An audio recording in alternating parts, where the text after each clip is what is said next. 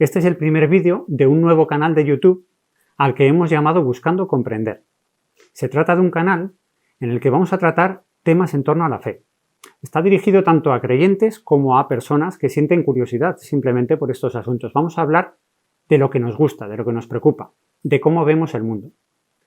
Vamos a hablar de la comunidad que formamos, de la Iglesia, pero eludiendo las habituales polémicas que rodean a estos asuntos. Con nuestras entrevistas y nuestros cursos intentaremos aportar luz sobre los asuntos que más preocupan a los cristianos, a las personas, para entenderlos mejor, con el objeto de reflexionar, no de discutir. No buscamos aportar argumentos en defensa de ninguna posición ideológica concreta, ni reforzar las convicciones de nadie.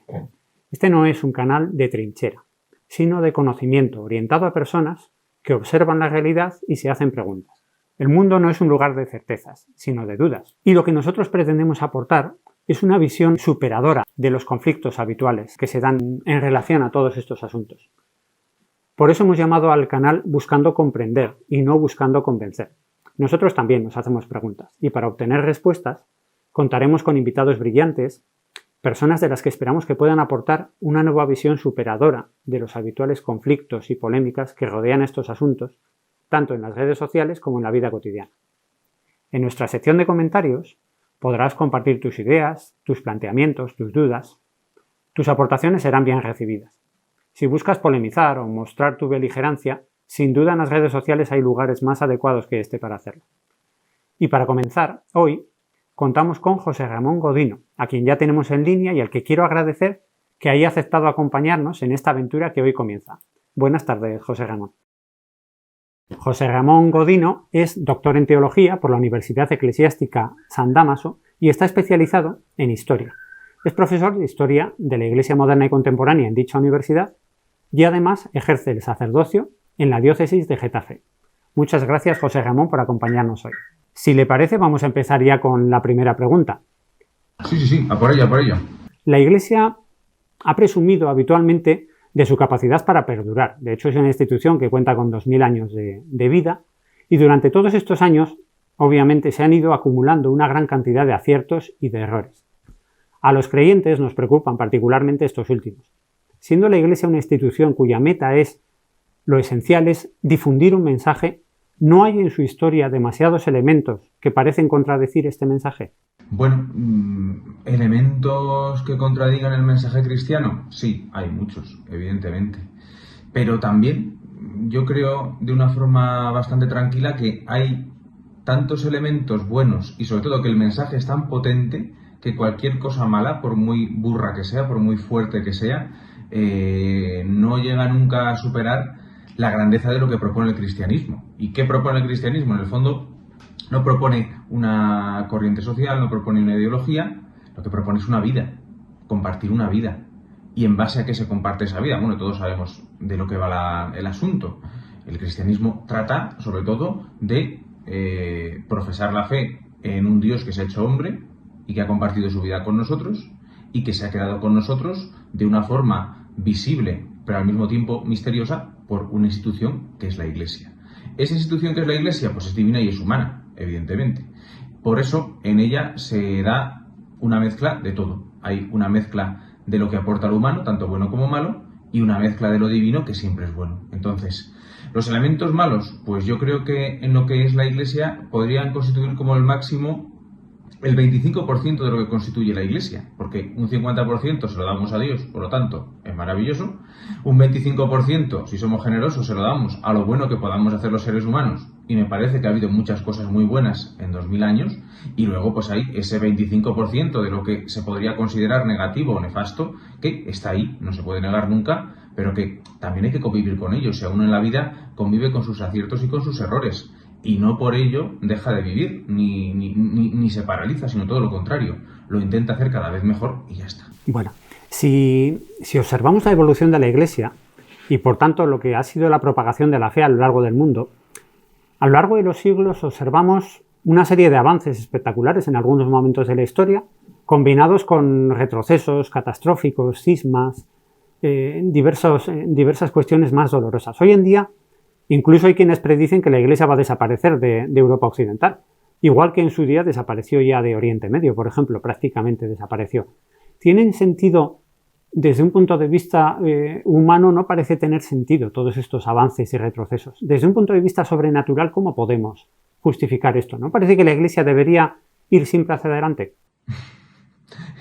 Es que el gran salto hacia adelante lo hizo Mao, no lo hizo Cristo, entonces sería un poco contraproducente. Siempre, yo lo digo de una forma un poco más o menos chistosa, pero es que la Iglesia tiene que mantener la voluntad del fundador, entonces no puede reinventarse y decir, bueno, pues nos hemos levantado hoy y nos hemos puesto de acuerdo para hacer las cosas de X manera, no porque el fundador, que es Cristo, lo dejó así dicho, lo dejó así mandado, y bueno, y nosotros sabemos en el fondo que el depósito cristiano es un depósito a traspasar, no a modificar. Dicho eso, hombre, es evidente que uno puede dejarse llevar por un punto de vista que sea pesimista, eso es así, y uno puede dejarse llevar por un ambiente dramático, crítico, que al final lo que hace es no ser realista, sino que es pues un punto de vista muy emotivo, muy sentimental. En el tiempo que corre ahora, corremos ese riesgo, sobre todo en Occidente, se puede ver la cosa de una forma tremendista. Pero luego también hay otros puntos de vista que son muy dignos de tener en cuenta. Yo por lo menos señalaría a una autora estadounidense que me parece que es muy importante y muy divertida, que es Tracy Rowland. Esta mujer que escribe habitualmente ensayos, que es australiana y dio clase en Australia muchos años y ahora es miembro de la Pontificia Academia para las Ciencias. Bueno, pues esta mujer lo que dice es una cosa que me parece siempre muy entretenida, y es que la esencia de lo cristiano y sobre todo de lo católico es no ser como todo el mundo, sino ser una presencia distinta.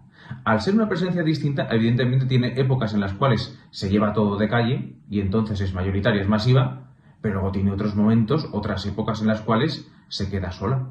Se queda sola porque precisamente su originalidad es que no sigue el dictado de la moda de ese momento, sino que tiene un dictado mucho más profundo, que hunde sus raíces en lo eterno. Históricamente ha sido eso, ha pasado siempre y, por ejemplo, 2025, 1700 años del Concilio de Nicea. Oye, en el año 325 un concilio ecuménico se reúne para, pues, aclarar cómo es Cristo, la naturaleza de Cristo.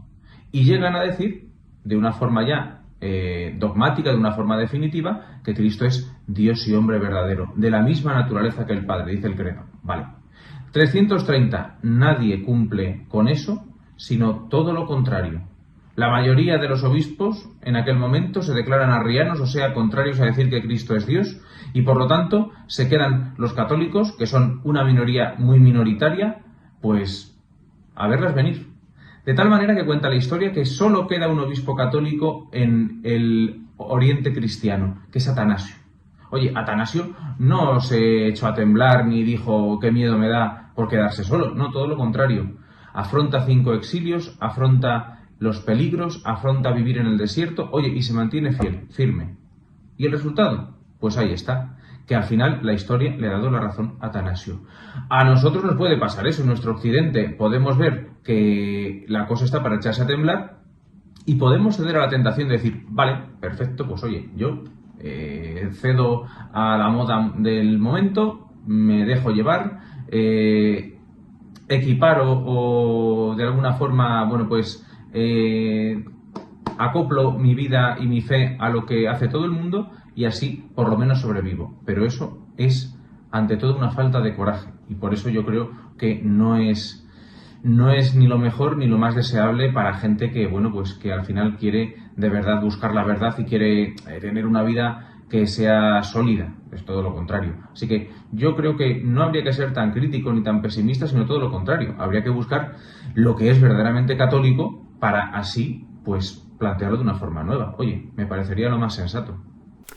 Me ha gustado la referencia que ha hecho al concilio porque, claro, la Iglesia, pues a lo largo de 2000 años ha superado una infinidad de crisis, ha estado en situaciones complicadas muchas veces y, por ejemplo, el concepto de concilio hubo que inventarlo, porque había problemas y había que solucionarlos de alguna manera. Creo que lleva organizados como 21 concilios ecuménicos la Iglesia hasta la fecha. que por cierto, de esto le quería preguntar, el último fue hace cierto tiempo, no habíamos nacido, ni usted ni yo, y a día de hoy todavía genera enormes controversias dentro de la Iglesia, entre los creyentes. Para algunos fue pues un paso imprescindible para introducir a la Iglesia, digamos, en el siglo XX, y para otros fue el inicio de un periodo absolutamente catastrófico. Y entre estas dos opciones tenemos una infinidad de opciones intermedias. Entonces yo tengo varias dudas a este respecto. En primer lugar, ¿es normal que un posconcilio sea tan polémico como este? Claro, nos acaba de comentar que el posconcilio de Nicea fue un poco complicado también. ¿Todos han sido habitualmente así? Bueno, vamos a ver. Yo me iría al origen del Concilio Vaticano II. Me iría a lo que quería Juan XXIII, San Juan XXIII, para el concilio ecuménico que él convocó en 1958, 25 de enero de 1958. ¿Qué quería Juan XXIII? Dice Juan XXIII cuando convoca el Concilio Vaticano II: yo no quiero reformular la fe católica, sino proponerla de tal manera que se ajuste a los tiempos nuevos para que no pierda su juventud y su frescura y pueda ser válida para la sociedad actual. Pero el concilio no se convoca para reformular la doctrina, sino todo lo contrario. Se convoca porque hay una firme confianza de que la doctrina católica es válida siempre. Lo dice la Biblia, vaya, Cristo es el mismo ayer y hoy y siempre, dice la carta a los Hebreos, o sea que eso ahí está escrito y, oye, cada uno pensará lo que quiera, pero para un católico yo creo que es algo bastante claro. Entonces, la fe católica que se propone en el Concilio Vaticano II es la misma fe católica que se vivía en el Concilio de Nicea, en el Concilio de Trento o en el Concilio de lo que sea.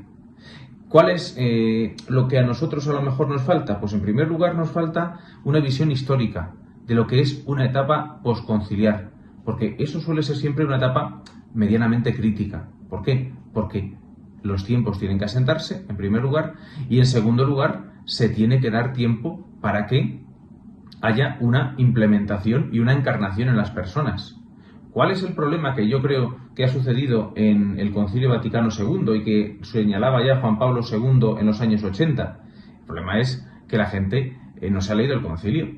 Entonces, si tú no te lees el concilio, ¿cómo vas a vivir el concilio? Esto es lo mismo que si yo me compro un microondas y no sé echarlo a andar y no quiero abrir el libro de instrucciones, oye, ¿cómo va a funcionar? De ninguna manera. Eso puede pasar en todas las épocas. Históricamente ha sucedido.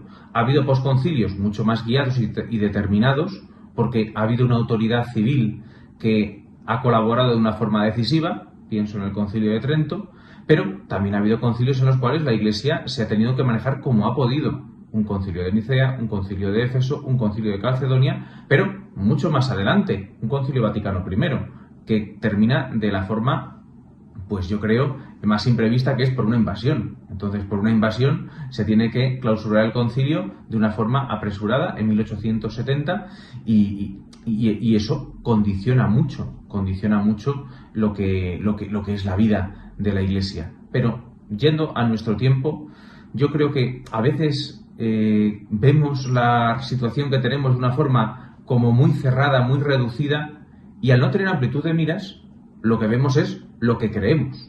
Pero hay que ser realistas. ¿El Concilio Vaticano II es un concilio ecuménico válido? Por supuesto. ¿El Concilio Vaticano II cambia algo la doctrina católica? No la cambia para nada porque es un concilio pastoral. En tercer lugar, ¿el Concilio Vaticano II propone nuevos medios, nuevos métodos y nuevas aperturas que permiten que el Evangelio pueda ser predicado con nueva vitalidad? Yo creo que sí. Y yo creo que nosotros los cristianos hemos hecho todo lo posible por aprovechar esa invitación para ponerlo a prueba, para ponerlo en práctica, ¿Que eso luego ha tenido fallos? Claro, evidentemente ha tenido fallos, pero porque somos unos cafres, no por culpa de lo que Dios quiera para la Iglesia o de lo que la Iglesia quiera de sí misma, no, es que nosotros somos unos cafres y nos equivocamos 1000 veces. Entonces, a partir de ahí, ¿qué hay que hacer? Pues oye, lo que hay que hacer es recuperarse de los errores y ponerse manos a la obra para mejorar lo posible y para seguir en el camino que ha marcado el Espíritu Santo, que en el fondo es el que mueve a la Iglesia, y hay que tirar para adelante. Yo creo que no hay que dudar ni hay que mirar para atrás, sino que hay que seguir viviendo lo que Cristo nos ha dejado y seguir proponiéndolo con la misma intensidad. Y seguro que Dios pondrá medios, como lo que estamos haciendo hoy, y seguro que Dios pondrá soluciones cuando haya problemas, que las pone siempre, porque para eso hay un dicho, oye, castellano, que resulta muy bueno, que es que Dios aprieta pero no ahoga. Vamos a cambiar de tema, vamos a pasar a otro asunto que preocupa mucho a los creyentes de hoy, sobre todo, porque a los cristianos nos duele de una manera especial que haya abusos a menores. Es el tema del que vamos a hablar ahora. En primer lugar, porque son menores. Y no podemos olvidar lo que dijo Jesús sobre quien haga daño a un menor. Y en segundo lugar, pues porque en ocasiones han sido miembros de la Iglesia los que han protagonizado tales abusos. Teniendo en cuenta las debilidades humanas que siempre van a estar ahí, ¿qué se puede hacer para evitar que se repitan estos hechos o para minimizar estos hechos? Bueno, yo creo que en primer lugar, para que no se repitan estos hechos, tiene que haber un gran cambio social. Porque el problema de los abusos de menores, que ataca y mucho a la Iglesia, no es solo un problema de la Iglesia, sino que es un problema de toda la sociedad y de nuestra forma de vida social y de cómo entendemos nosotros lo que es la humanidad y sobre todo cómo se viven las relaciones humanas. Y esto es importantísimo. O sea, yo, siguiendo un poco, no una idea que no es propia de mi originalidad, sino que lo expresó muy bien el Papa Benedicto XVI cuando se dirigió a la reunión de conferencias episcopales para los abusos, lo que él dijo en su momento era, siendo ya Papa emérito, que el gran problema estaba en revertir una corriente social que había comenzado como muy pronto en 1968 y que esa corriente pues había sido el reflejo de una mundanización y de un desprecio a la humanidad que llevaba realizándose desde hacía décadas. ¿Qué es lo que sucede?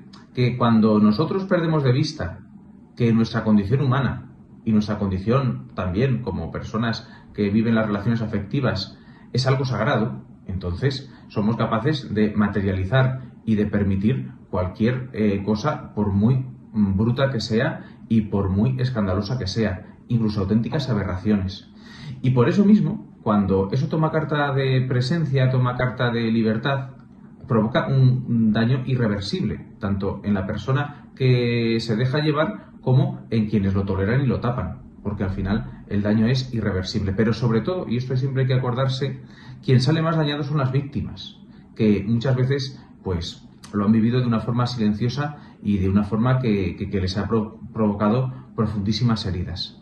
Dicho lo cual, nosotros como Iglesia Católica llevamos un tiempo largo, yo diría desde el año 2002, cuando Juan Pablo II asume todo el problema de los abusos en Estados Unidos.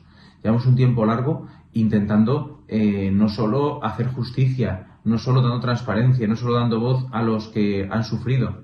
También tenemos que tener presente que tenemos que hacer una pedagogía. Y esa pedagogía es la de volver a proponer una humanidad integral. Lo que se llama en griego castidad. Bueno, en latín, perdón, castidad. O sea, la castidad es una vida íntegra, una vida en la que se expresan todos los motivos y todas las partes de nuestra existencia. Cuando se vive de una forma equilibrada, eso crea pues una auténtica vida plena. Cuando no, pues uno puede sucumbir a todo tipo de desviaciones y en el fondo, al final, de auténticas atrocidades. Por eso, nosotros como Iglesia lo que favorecemos es una integridad, una integralidad, y al mismo tiempo yo creo que lo que proponemos es una auténtica justicia y una auténtica pues transparencia a la hora de manejar los casos. Eso no quita también que muchas veces la Iglesia, y hay que decirlo también con cierto dolor, dejándose llevar por el pánico o dejándose llevar incluso pues por un intento de hacer justicia rápida, a veces haya sido injusta y haya dado por buenas acusaciones falsas. Por eso hay una cosa que evidentemente yo no quiero quitarle a nadie su dolor o su cosa, pero muchas veces hay que respetar la presunción de inocencia, porque muchas veces las acusaciones han sido falsas y han provocado daño en la persona denunciada porque su vida pues ha quedado al final del todo destrozada. Por eso yo tendría mucho cuidado, intentaría ser justo y equilibrado, pero sobre todo intentaría ir al fondo de la cuestión, que es: nosotros necesitamos un cambio auténtico para poder proponer una forma de vida auténticamente equilibrada, que es lo que propone la tradición cristiana. El mensaje de la tradición cristiana hoy en día tiene un problema, y es que tiene una venta muy mala. Quiero decir, los medios de comunicación y la producción cultural a la que estamos sometidos, la que tenemos, generalmente nos indican otras vías, nos indican otros caminos. Y los valores hoy en día predominantes en la sociedad no tienen nada que ver con el término castidad que acabas de usar. ¿Qué podría hacer la Iglesia para tratar de revertir esto? Parece un tema muy arduo, desde luego. Bueno, es que yo en eso pues también soy muy optimista, porque eso de que la tradición cristiana no la quiere la gente y no sé qué, mira, hay una cosa que no se ha hecho en la vida nunca en España, pero nunca en la vida, que era lo del Día de Reyes, bendecir la tiza para que la gente ponga las iniciales de los Reyes Magos y las cifras del año en las puertas de sus casas. No se ha hecho nunca en España, yo no lo he visto en la vida. Llevamos 3 o 4 años que la gente hace cola el Día de Reyes, el día de Epifanía, el 6 de enero, para que le bendigan la tiza y poner la cifra en su casa. Con lo cual, dices tú, es una tradición bastante simple, sí, pero ya quiere decir algo. Quiere decir que nosotros no queremos la tradición vivirla únicamente por vivir el pasado, porque eso no sería tradición, eso sería tradicionalismo. Lo que queremos es una cosa muy distinta. Queremos proponer un depósito de historia, de cultura, de vida de 2000 años que ha vivido muchísima gente antes que nosotros y le ha servido para mucho. Y nosotros queremos decir con toda la libertad del mundo, oye, si les valió a ellos, ¿por qué a mí no me va a valer? ¿Por qué a mí no me va a servir? Evidentemente, con retos nuevos, con cosas nuevas, sí. Pero el fondo de todo eso, a mí no me va a servir, porque al final son cosas tan radicales, en el sentido de que van a la raíz, que se pueden vivir en cualquier momento. Y lo que han hecho otros antes que nosotros nos sirve de luz, no nos sirve únicamente de norma o de tótem, ante el cual uno se tiene que inclinar y decir amén, sino todo lo contrario. Me sirve de ayuda a mí para que yo pueda enfocar mi vida de una forma mucho más libre, porque al final se trata de eso, que yo siendo cristiano soy más libre que el que no lo soy, y por eso puedo aprovechar y disfrutar la vida mejor que el que no lo es. Yo creo que es así. Pues sí, la verdad. Muchas veces cuando yo hablo con personas, sobre todo con personas no creyentes, cuando hablo de temas de la Iglesia, suele salir enseguida a relucir el término crisis. La gente suele asociar hoy en día tiende a pensar que hay una crisis de fe o una crisis institucional en la Iglesia, de alguna manera. Pero reflexionando un poco sobre este asunto, a mí me parece que el término crisis es bastante equívoco, o puede llevar a equívocos, porque cuando se habla de crisis en la Iglesia, habría 2 tipos de crisis, según lo entiendo yo, crisis espirituales o crisis materiales.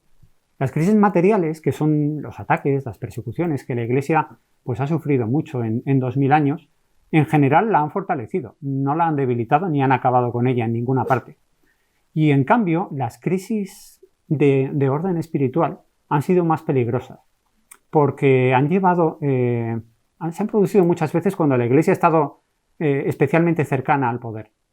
Y han llevado a situaciones de corrupción que han debilitado a la Iglesia y la han llevado a cometer más fallos. Y en ocasiones, desde el punto de vista positivo, también la han llevado al nacimiento de movimientos revitalizadores, como las órdenes mendicantes que salen en el siglo XIII, en este contexto, o la espiritualidad descalza que sale en el siglo XVI, si me ocurre.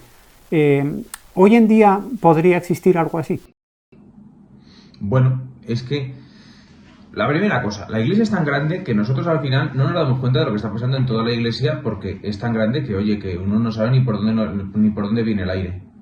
En segundo lugar, lo de la crisis es tan matizable y tan relativo como que la Iglesia sigue creciendo cada año. Ahora bien, hay lugares, veo España, que el crecimiento no se ve, incluso se podría decir que es negativo, pero en otros es muy positivo. O sea, estamos hablando, por ejemplo, en Europa, de un país tan laicista como Noruega. Noruega tenía en 2005 50.000 católicos. Hoy, en 2025, tiene 200.000. Y subiendo y creciendo. ¿Eso qué significa? Pues que sí, la crisis se ve, pero es como has dicho tú, es más peligroso una crisis que sea de vida espiritual que una crisis que sea política o económica o de poder. Porque esa crisis se supera y otro vendrá que bueno te hará. Sin embargo, cuando hay una crisis de tipo espiritual es mucho más complicado. Pongo el ejemplo siempre cuando yo doy clase del siglo XVII. El siglo XVII era una época en Europa del Sur, en la Europa católica, evidentemente de 100% catolicismo. Un catolicismo renovado en el Concilio de Trento, un catolicismo fuerte, un catolicismo duro. Muy bien. pero sin embargo un catolicismo que estaba cansado. Después de un siglo XVI, que como has dicho tú, pues estaba llenísimo de movimientos, de renovaciones, de grandes personajes, pues después de eso llega un siglo XVII que en vez de tener grandes figuras, lo que tiene son innumerables canonizaciones. ¿Por qué? Porque reconocen la santidad de lo que había pasado anteriormente. Cuando sucede eso, es un síntoma de cansancio, pero también es un síntoma de necesidad de renovación. Cuando eso no se ataca, pues al final es como un enfermo. Tiene que guardar cama y cuanto más tarde en ponerse en tratamiento, más lenta va a ser la recuperación. Nosotros en nuestro tiempo podríamos decir, estamos muy enfermos, estamos en la cama y no nos levantamos. Sin embargo, si somos sinceros y somos realistas, sí que vemos signos de cambio y vemos signos de revitalización. No porque nosotros seamos muy optimistas, sino porque realmente pasa. Y realmente pasa donde menos te lo esperas. Pongo el ejemplo también, porque lo conozco un poco más, de la Iglesia Católica en Oriente Medio. Por ejemplo, en Emiratos Árabes, donde está la parroquia más grande del mundo, en Omán, en Yemen incluso, que están ahí las hijas de la caridad perseguidas y siguen manteniendo su presencia incluso en una guerra civil. En todos esos sitios, la Iglesia Católica crece con una fuerza grandísima. E incluso en nuestra Europa vieja hay movimientos, hay formas de vida que son muy pujantes, que son muy dinámicas y que sinceramente quieren ayudar a crecer a la vida de la Iglesia. Y por lo tanto, nosotros muchas veces asistimos a ellos sin comprenderlo muy bien cómo será, pero reconociendo los frutos. Por eso, ante los miedos a las crisis, que hay que reconocer siempre, también hay que darse cuenta de que las crisis se superan muchas veces por donde menos te lo esperas, pero empiezan a superarse siempre cuando uno se fija en aquello que puede cambiar o que puede ser bueno. Pongo un último ejemplo y me callo porque hablo mucho, ¿verdad? Pero pongo un ejemplo en Alemania, que yo creo que es el lugar más secularizado y más problemático, incluso casi cismático, que tenemos ahora en Europa, ¿verdad? Bueno, en Alemania, el arzobispo de Colonia, el cardenal Belki, este hombre hace unos años se dedicó a viajar por todo el mundo para ver dónde crecía y dónde vivía la Iglesia.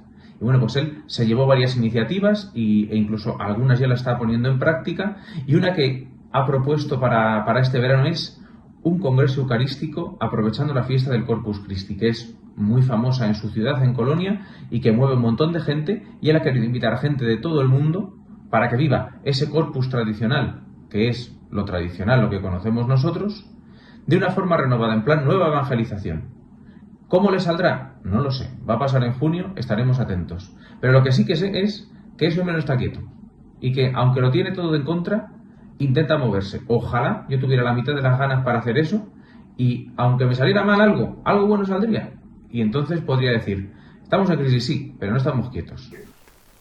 Es que sí que es verdad que aquí en Occidente, sobre todo, tendemos a ser... creernos el centro del mundo, nos gusta mucho en Occidente mirarnos el ombligo. Entonces, quizá en algún momento hayamos sido en el centro del mundo, ahora ya no lo somos. Pero mantenemos esa inercia mental y tendemos a pensar que si nosotros estamos en crisis, todo el mundo lo está. Y en el tema de la Iglesia especialmente. Pero a veces yo creo que esto no es real, porque como nos acabas de comentar, pues hay zonas del mundo donde cuando uno ve la situación del cristianismo es bastante ilusionante. A mí siempre me ha parecido especialmente ilusionante el que, por ejemplo, que muchos cristianos desconocen que existe una parroquia, o existía, en la ciudad de Gaza. Y debe ser la parroquia más aislada y más perseguida, no, pero con la situación más precaria de todas, si es que sigue existiendo a día de hoy, de todas las que hay en el mundo, porque está rodeada no de una, sino de dos comunidades que en cierto modo la oprimen. Esto para mí es una vía para la esperanza, porque da la sensación de que el cristianismo puede vivir, puede progresar y puede salir adelante prácticamente en cualquier contexto. ¿Cuál es la situación de la Iglesia actual fuera de Europa, en Asia y en África? ¿Está creciendo o hay crisis también? Bueno, los números lo que nos dicen es que la Iglesia, tanto en Asia como en África, está creciendo de una forma muy buena y muy fuerte. Y lo que no nos dicen los datos, pero confirma la misma vida, es que allí se vive un cristianismo, un catolicismo mucho más vivo y mucho más pujante que el que tenemos nosotros. Es más, uno de los motivos de esa pujanza y de esa extensión es que ellos no se lían a hacer discusiones de escuela o discusiones de progresistas contra tradicionalistas. Lo que hacen es vivir la fe y vivirla de tal manera que en sus entornos cambia a la gente radicalmente. Porque sus entornos no son como lo nuestro, que somos gente a lo mejor de ideas de salón, de yo digo mucho pero no hago nada. No, allí por ejemplo últimamente tienen el gran problema, salió el otro día en Sudáfrica, de la religiosidad tradicional y del culto a los antepasados, a los ancestros. Cómo la Iglesia puede lidiar con esa creencia tan antigua que hay en muchos países africanos y que hay que saber canalizar para que pueda ser válida para la gente católica. Pues oye, ellos se preguntan esas cosas. No se preguntan si se puede consagrar con rosquillas, sino que se preguntan cómo poder proponer la fe en un medio cultural adverso, cómo poder acabar con una plaga como es el SIDA en el sur de África, y no precisamente siguiendo dictados ideológicos, sino de verdad proponiendo una fe católica intensa y que sea de verdad revolucionaria. Cómo se pueden solucionar los problemas tribales y de gobiernos y guerras civiles y demás. Solo pienso en el cardenal de Kinshasa, que está levantando su voz ahora para intentar parar la guerra civil que hay en la República Democrática del Congo.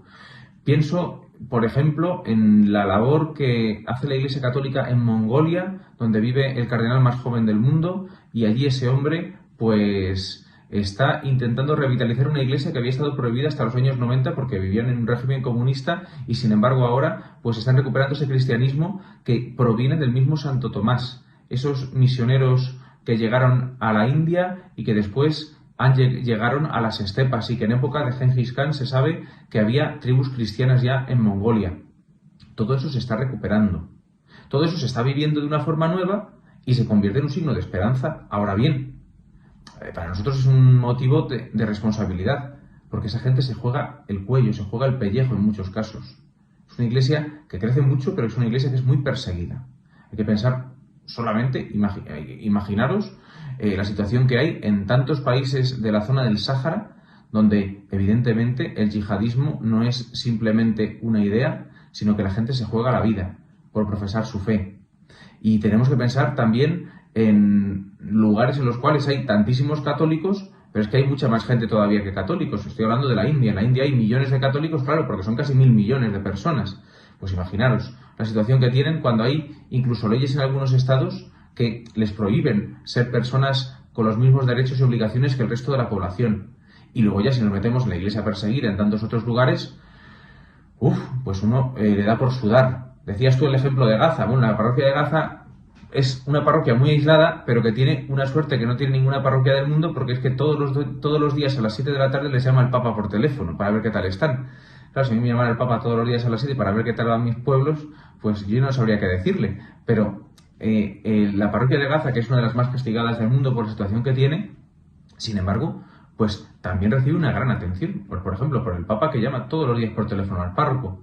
Pero que todo esto que nos hace ver, pues una cosa muy sencilla. Y es que la Iglesia crece y curiosamente crece más en las dificultades que donde lo tiene todo a favor o lo tiene todo tranquilo. ¿Por qué? Porque precisamente allí se dan cuenta de lo que vale la pena de verdad y por eso luchan por ello, creo yo. Tienes razón en esto. Quizás aquí en Occidente tenemos demasiadas comodidades para ser buenos cristianos. ¿Podría entenderse así? Bueno, tenemos las mismas comodidades y las mismas dificultades que el resto de todo el mundo. Lo que pasa es que nosotros aquí nos hemos creído que es imposible ser buenos cristianos. Somos demasiado ricos igual para ser buenos cristianos. ¿Se puede vivir como nosotros vivimos y ser un buen cristiano?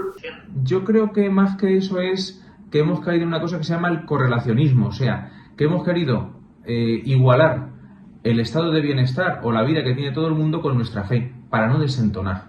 Entonces, en vez de aprovechar nuestra vida y nuestra capacidad de vida para poder vivir más intensamente la fe, hemos hecho lo contrario. También porque no sabemos renunciar a ciertas cosas. O sea, va a llegar ahora la Cuaresma dentro de 2 semanas y a ver quién hace una penitencia cuaresmal que sea medianamente exigente. Cuesta mucho. También nos cuesta mucho fiarnos de la Iglesia, o confiar en las prácticas que se nos proponen, pues no solo como tradición, sino como un motivo de obediencia. Pienso sobre todo en no comer carne los viernes los católicos en Cuaresma. Pues hay mucha gente que lo ve como una tontería y no nos paramos a pensar que eso no es que sea una tontería, es que es un gesto de obediencia y es un gesto de mansedumbre. La mansedumbre es una virtud que nadie se acuerda de ella, pero es la tercera bienaventuranza. Bienaventurados los mansos, porque heredarán el reino de los cielos. Pues de eso va mucho la cosa. En nuestro mundo no queremos vivir esa mansedumbre, queremos de alguna forma equipararnos al resto para no dar mucha guerra, y al final lo que provocamos es una vida tibia, y lo tibio es indeseable, no es muy tentativo o tentador. Bien, le voy a lanzar una pregunta que me viene desde el público. Me pregunta una persona qué podemos hacer para conseguir una mayor participación de los jóvenes en la Iglesia, especialmente en el caso de España. ¿Cómo podemos llevar la Iglesia a los jóvenes, que hoy en día están mayormente bastante desvinculados? Pues ya me gustaría a mí saberlo también, porque yo soy el primero que le gustaría, ojalá, me gustaría conectar más con los jóvenes, o no tanto conectar, sino saber transmitir lo que hay que transmitir. O sea, yo creo que personalmente, en mi caso, y a lo mejor en el de mucha gente, el problema no es tanto el querer, o el intentarlo, o el buscar medios nuevos. El problema es decir lo que hay que decir, saber decirlo. Eso cuesta mucho. Porque decirlo simplemente no vale. Tiene que ser la expresión de una vida. Tiene que ser el contagio de otra cosa que nosotros llevamos dentro, que es la presencia de Cristo. Entonces, yo creo que depende mucho de mi conversión y de la conversión de tantísima gente, que los jóvenes de verdad vean el cristianismo como algo válido y como algo posible. Porque si se lo propone alguien que en vez de tomárselo en serio, lo hace pues de una forma más o menos, yo qué sé, pues tibia, como decía antes, eso no va a llamar la atención, no va a merecer la pena. Pero amigos, si se encuentran con una presencia que de verdad sea una presencia con coraje, una presencia con arrojo, una presencia que tenga confianza, entonces se van a preguntar, por lo menos, ¿por qué vive así? ¿Por qué hace eso? Y a partir de ahí, pues el sistema yo creo que lo dio Jesús en el Evangelio, venid y lo veréis. Tiene que haber una compañía. Yo creo que es una gran tentación, porque ahora con la vida multimedia y todo lo demás, pensamos que puede haber una vida cristiana por medio de los canales sociales, de las redes sociales, de internet y demás. Y yo lo digo con mucha sinceridad, nadie puede vivir una vida cristiana en solitario, necesita una comunidad, necesita amigos. Y precisamente es una tarea que nos tenemos que batir el cobre. Estar preparados, no solo para pedir que vengan los jóvenes, sino cuando vengan, hacer algo con ellos, tener una apertura, una propuesta, un algo, porque si no, oye, si ven, ¿y qué haces? Pues nada, siéntate y ve lo que hacemos. Eso no es válido ni ahora, ni lo fue en el siglo XVI con San Felipe Neri, ni lo ha sido en el siglo XIX con San Juan Bosco, ni lo va a ser en el siglo XXI, ni en el XXII. Interesante la referencia a San Felipe Neri o Juan Bosco.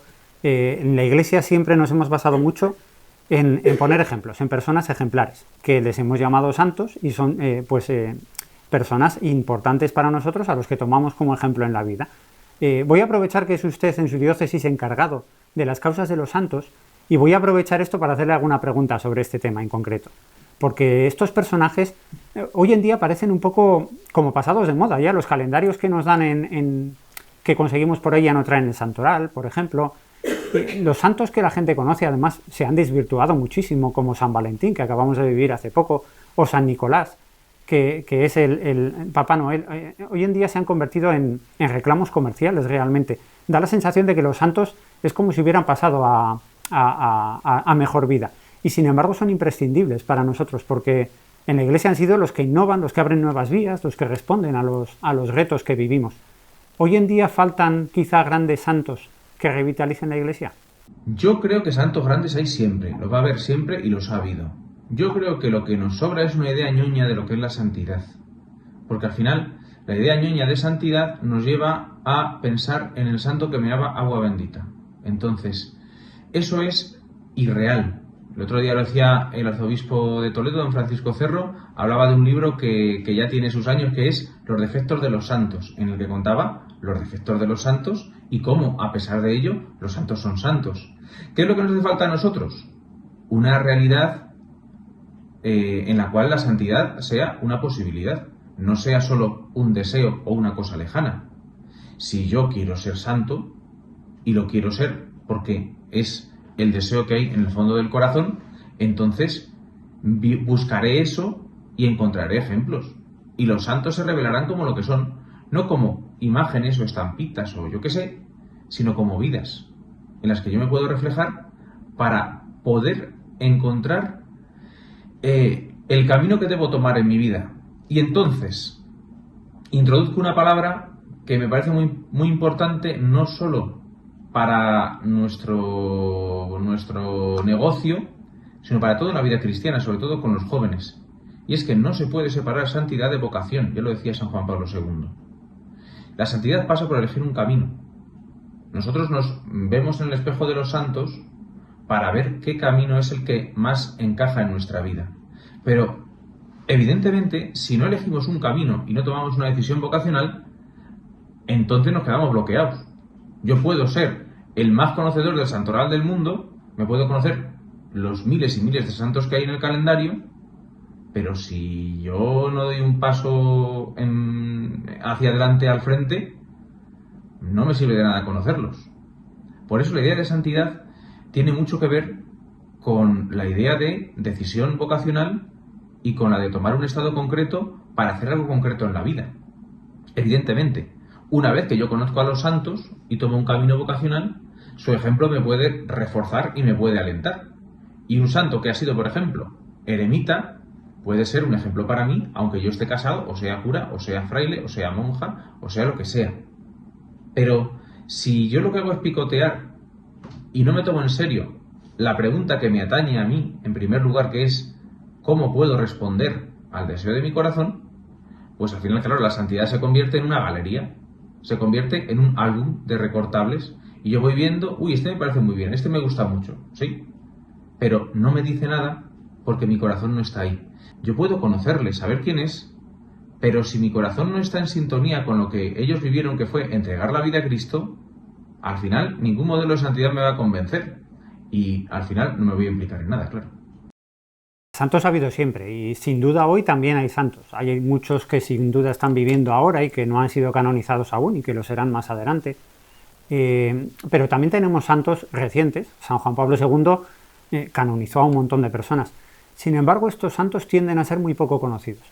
¿Puede ponernos algún ejemplo de santos actuales, hombres o mujeres, con quien podamos identificarnos? Porque es difícil identificarse con un eremita del siglo VI. Sin embargo, igual necesitamos a veces ejemplos más cercanos. ¿Puede ponernos alguno? Bueno, yo voy a poneros 3 ejemplos, a ver si os sirven.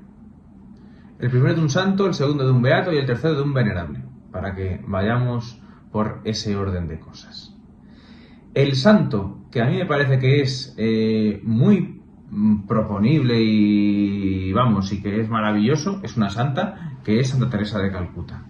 Madre Teresa de Calcuta es un modelo de santidad espectacular por la calidad de su obra y por la calidad de su combate espiritual. Y conocer la obra de Madre Teresa, que está viva en sus hijas, es siempre una experiencia que te marca la vida. Un beato del siglo XX, el beato Vladimir Guica, no sé si habéis oído hablar de él. Tremendo ejemplo de santidad. Este hombre rumano, mártir del comunismo rumano en los años 50, este hombre entregó su vida siendo pues un converso al catolicismo que luego se ordenó sacerdote, vivió el apostolado en París, volvió a Rumanía y allí pues entregó su vida por no renunciar a su fe y por quedarse con su pueblo. Y que es un santo queridísimo en Rumanía, su sepulcro, su corazón que está en Bucarest, siempre tiene colas para ser visitado y este hombre tiene un magisterio precioso y una vida preciosa que pues es muy recomendable. Y luego un siervo de Dios, que una persona que a lo mejor haya muerto hace poquísimos años y que a nosotros nos puede ser llamativa. Pues ahí hay muchísimos casos de gente que es llamativa y que pues a uno le puede impactar. Pero yo recomendaría conocer a un médico que es Enzo Pizzimini, que fue médico en Italia y que se dedicó muchísimo a ayudar a la gente. Este pertenecía al Carisma de Comunión y Liberación de Don Luigi Giussani, que también está en proceso de canonización, pero este hombre, siendo médico, entregó su vida para ayudar a la gente en los hospitales y sobre todo para cambiar la forma en la que se ejercía la medicina en Italia, y es un testimonio de vida de un hombre que murió en los años 90 y que me parece pues muy llamativo. O sea que aquí hay para gusto los colores y ejemplos hay un montón. Supongo que tiene que haber muchos. Lo que pasa es que quizás los cristianos no los conocemos lo suficiente. Bien, una última pregunta para ir acabando ya, pues se nos va acabando el tiempo. Pregunta también del público: ¿cómo ves el futuro de la Iglesia en España? Pues lo que Dios quiera. Esa sería la respuesta más fácil. Lo que Dios quiere es el futuro de la Iglesia en España. En segundo lugar, ¿cuál es el futuro que veo yo ahora en la Iglesia en España? De una forma a lo mejor ya más personal, y por lo tanto me puedo equivocar de una forma, me puedo tropezar rápidamente. Yo creo que la Iglesia en España está abocada a vivir un proceso de reajustamiento que no tiene por qué ser malo ni negativo, y a partir del cual, buscando de nuevo sus orígenes y peleando por sus raíces, vuelva a recuperar vida, y vida abundante. ¿Eso cómo se va a hacer? Teniendo en cuenta que siempre hay que buscar los lugares en los cuales florece la vida cristiana. Y sobre todo, una cosa que a lo mejor es un poco levanta más ampollas, pero me parece muy importante: cuidando la fe sencilla de la gente, que a lo mejor no es 100% católica o no viene todos los domingos a misa, pero tienen ese algo, y ese algo es lo que refleja su religiosidad y su necesidad de Cristo. Y eso hay que cuidarlo, hay que atenderlo, y hay que acercarlos a Dios a partir de ello. Y de una forma que es costosa, pero también muy necesaria, a las personas hay que ir, pues yo creo, a mí el primero, tenemos que ir acercándonos de lo más simple a lo más profundo, que es pues pertenecer a la Iglesia y recibir y vivir los sacramentos. Así que poco a poco yo creo que la Iglesia en España se irá dando cuenta de ello, irá resurgiendo y se irá viendo pues cada vez más cercana a Cristo y más alejada de lo que no es Cristo, seguramente. Pues muchas gracias, José Ramón, por esta entrevista, por este rato que nos has dedicado. Vamos a poner fin ya a este primer vídeo. Esperamos producir más vídeos más adelante. Nuestra intención es seguir haciendo vídeos como este, con personas pues tan interesantes y que nos digan cosas pues como tú, que nos ayuden a comprender mejor, que nos ayuden a iluminar mejor el mundo en el que vivimos. Muchísimas gracias. Gracias a